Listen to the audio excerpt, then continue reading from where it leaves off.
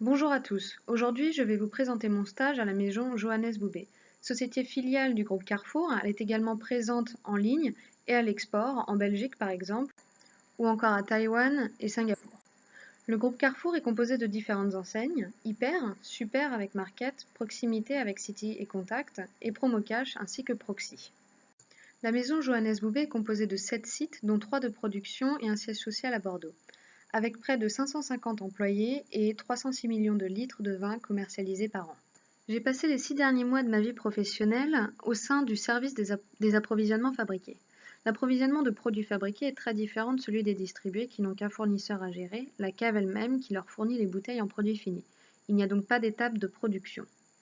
Le planning de production permet de commander toutes les matières premières nécessaires. Quelles sont-elles? Donc tout d'abord, le vrac de vin en hectolitres est sélectionné par nos acheteurs puis analysé. Concernant l'approvisionnement, nous demandons au service transport d'affréter des camions-citernes pour retirer le vrac dans les caves partenaires, qui est ensuite stocké dans des cuves. Parmi nos interlocuteurs, il y a également les imprimeurs pour s'approvisionner en étiquettes, contre-étiquettes et stickers médailles d'or ou d'argent. Également pour les caisses, pour tout ce qui est bag-in-box, les cubis de 3 litres, 5 litres et 10 litres. Le vin est analysé à chaque retiraison. En ce qui concerne les bouchons, les cartons contenant les bouteilles, les bandes adhésives, ce sont des matières sèches dont nous nous servons si souvent que les stocks sont très élevés et n'ont pas besoin d'être commandés spécifiquement pour chaque production sur l'un de nos sites. Le vin est stocké en cuve dans le chai. Il faut savoir que chaque changement de format sur la ligne de production est long et coûteux, et il arrive même qu'un même format dure une semaine entière sur une même ligne pour des raisons de rendement et d'optimisation. S'il y a un problème avec le vrac ou les habillages, nous rentrons en contact avec nos acheteurs.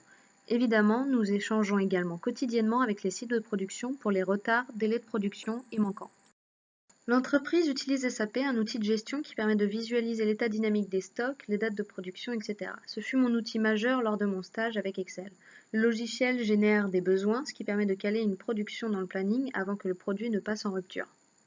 En tant que stagiaire dans ce service, mon rôle principal a été de gérer la foire au vin de printemps et les grosses opérations promotionnelles d'été tout en préparant la foire au vin d'automne à partir de juin. J'ai aussi beaucoup assisté l'équipe dans leurs tâches quotidiennes lors de leurs absences en passant de nombreuses commandes de vrac et de matières sèches. Mon maître de stage m'a également assigné des tâches particulières, comme une étude sur les transports et la fréquence des rétrocessions entre Bayeux et Belleville. Les foires au vin représentent le plus gros chiffre d'affaires de MJB, au printemps avec 11 à 12 millions de bouteilles commercialisées et près du double pour celles d'automne. Les foires au vin fonctionnent comme une grosse opération promotionnelle. Il y a une remontée de commandes de chaque magasin Carrefour en France et à l'export, avec des quantités et une date butoir d'envoi de la marchandise. Certains produits sont permanents et donc sont plus simples à gérer au quotidien car on a l'habitude de les produire, on augmente juste les quantités. D'autres produits sont spécifiques à la foire au vin et ont été uniquement créés et seront uniquement produits pour cette occasion.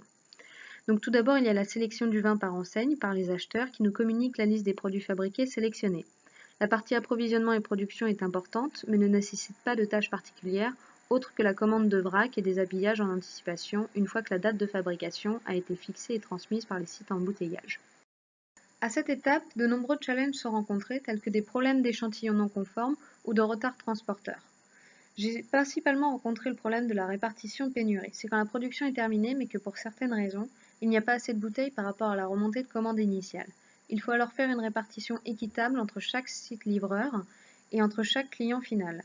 Cela peut être compliqué car de nombreux services doivent intervenir, tels que l'exploitation des sites pour remonter les manquants dans le système de gestion des stocks. Les entrepôts déportés sont des points de stockage avec une adresse différente des entrepôts logistiques connus tels que La Chapelle ou Douai. Cela donne lieu à des erreurs d'arrivée des camions car les produits forts au vin ne peuvent pas être mélangés avec les permanents, ce n'est pas le même stock. La deuxième vague de livraison concerne les produits en retard qui n'ont pas pu être écoulés dans les temps avec la première vague d'envoi en magasin à cause de retard de production ou de transport. Le surplus de production est un autre problème qui doit être géré une fois que la foire au vin est terminée. La marchandise restante, surtout sur les entrepôts déportés, doit être rapatriée pour écoulement avec le permanent, parfois sur différents sites logistiques. Des navettes de transfert doivent être créées avec la collaboration du service transport.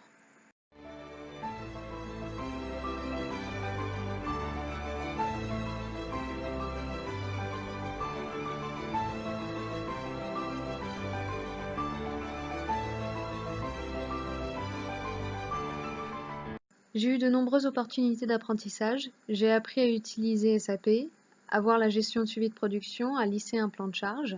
J'ai également découvert la relation entre approvisionneurs et fournisseurs.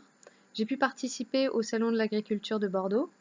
J'ai aussi appris ce que c'était que de travailler dans une large entreprise avec des processus structurés et des services interdépendants, mais clairement identifiés avec des objectifs globaux et à plus petite échelle aussi.